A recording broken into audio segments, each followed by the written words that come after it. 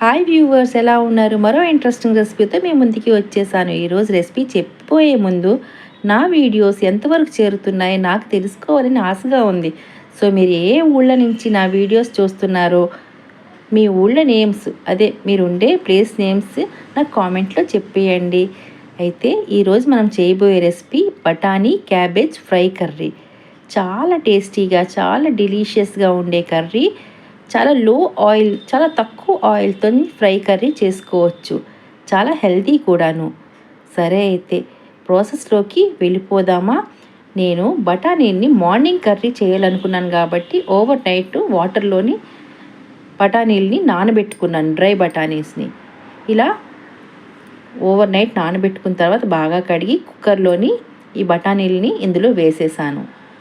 ఇలా వేసేసిన తర్వాత ముందుగా క్యాబేజ్ని కట్ చేసి కడిగి పక్కన పెట్టుకున్నాను, వాటర్ అంతా తీసేసి. అది కూడా ఇందులో ఇలా వేసేసాను. ఇలా క్యాబేజీ బఠానీ రెండు కూడాను వేసి కుక్కర్ని కొద్దిగా ఒక హాఫ్ గ్లాస్ వాటర్ వేసుకొని కుక్కర్ని క్లోజ్ చేసేసి ఒక 2 విజిల్ వచ్చేంత వరకు మీడియం ఫ్లేమ్లో పెట్టి కుక్ చేసుకోవాలి. ఇప్పుడు వరకు సబ్స్క్రైబ్ చేసుకోకపోతే నా ఛానల్కి సబ్స్క్రైబ్ చేసుకోండి ఫ్రెండ్స్, ఒకవేళ నా వీడియోస్ నచ్చినట్లయితేనే. ఇదిగోండి, ఇప్పుడు 2 విజిల్ తర్వాత ఇదిగోండి ఈ విధంగా ఉంది. ఒకసారి అంతా మిక్స్ చేసి బఠానీ ఉడికింది లేదో ఒకసారి ఇలా స్మాష్ చేసి చూడండి. చక్కగా ఉడికింది. అంత ముద్దగా కాదు, అంత గట్టిగా కాదు, మీడియంగా బాగుంది. సో ఇప్పుడు ఉల్లిపాయలు, ఎండుమిర్చి, పచ్చిమిర్చి, కరివేపాకు, వెల్లుల్లిపాయ, అల్లం ముద్ద, పోపు దినుసులు రెడీ చేసుకున్నాను. ఇప్పుడు స్టవ్ వెలిగించి కడాయిలో ఆయిల్ వేసుకున్నానా. ఆయిల్ హీట్ అయ్యాక పోపు దినుసులు, అల్లం వెల్లుల్లి ముద్ద వేసుకున్నానా.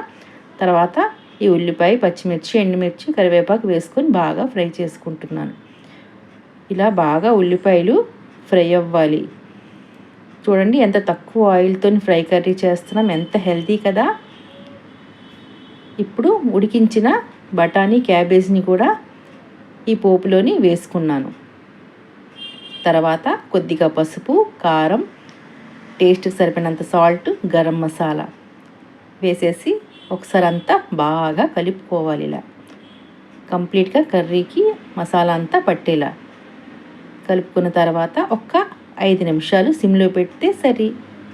వేడిగా ఎంతో టేస్టీగా బఠానీ క్యాబేజ్ కర్రీ చాలా క్విక్గా అయిపోతుందండి. చాలా హెల్తీ కూడాను. మెడిసిన్స్ వేసుకునే పేషెంట్స్ కూడా హ్యాపీగా తినేయచ్చు. ఆయిల్ తక్కువ ఉంటే ప్రతిదీ హెల్తీయే కదండి.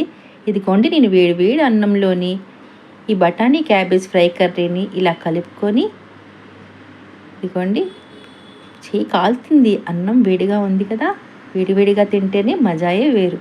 ఇదిగోండి ఫస్ట్ ముద్ద మీకే. నేనైతే తిన్నాను, చాలా టేస్టీగా వచ్చింది కూర, బాగా కుదిరింది. మరి లైక్, షేర్, సబ్స్క్రైబ్ చేయండి. Thank you for watching.